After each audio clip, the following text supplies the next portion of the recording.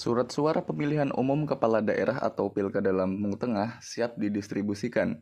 Ketua KPU Lampung Tengah Irawan Indrajaya mengatakan, saat ini pihaknya sedang dalam proses penghitungan surat suara dan melakukan packing untuk didistribusikan. Irawan mengatakan, untuk Pilkada dan Pilgub di Lampung Tengah ada 2.054.648 lembar surat suara. Irawan menjabarkan, dari jumlah tersebut, 1.027.324 surat suara digunakan untuk Pilkada Lampung Tengah, sementara 1.027.324 lainnya untuk pemilihan Gubernur Lampung. Irawan mengatakan, surat suara tersebut nantinya akan didistribusikan ke 1.998 TPS yang ada di 28 kecamatan di Lampung Tengah. Nantinya, distribusi surat suara perdana akan dilaksanakan berbarengan dengan launching distribusi dari KPU Provinsi. Alhamdulillah kertas suara sampai hari ini semua lancar, dari mulai penyedia sampai disortir, dilipat, selesai. Hari ini kita masih sampai dengan tahap untuk packing. Packing itu memastikan bahwa yang di dalam sampul dimasukkan sesuai dengan jumlah kebutuhan per TPS tambah dengan 2,5%.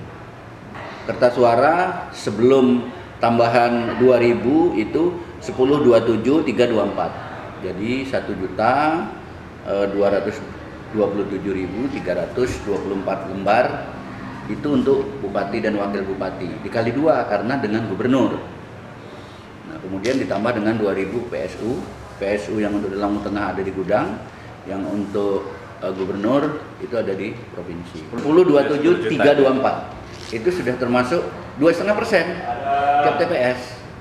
Nah, kita belum bisa mengestimasi ya. Kita sampai dengan selesai packing, kemudian menghitung sampai dengan 1998 TPS sudah kita packing semua kelengkapan di TPS sudah dimasukkan dalam kotak, mungkin baru kita distribusikan. Kami berencana nanti launching pertama yang akan dilaksanakan di Provinsi Lampung, kita ikut bagian itu. Cuman kita masih menunggu kapan launching pertamanya. Di Lampung Tengah kita wilayahnya wilayah yang terjauh. Jadi kalau di wilayah timur itu ada Bandar Surabaya, di wilayah barat itu ada Selagai dan Sendang Agung. Oh, itu yang kita dulukan, yang periode pertama. Kotak suara, kertas suara, dan kelengkapan TPS setelah sampai kita distribusikan, kita akan tempatkan di gudang PPK. Gudang PPK itu ada dua, ada yang di kantor kecamatan, ada juga yang gudang yang memang disewa atau tempat sekretariat teman-teman PPK. Aman mudah-mudahan karena kita sudah koordinasi dengan tim pengamanan.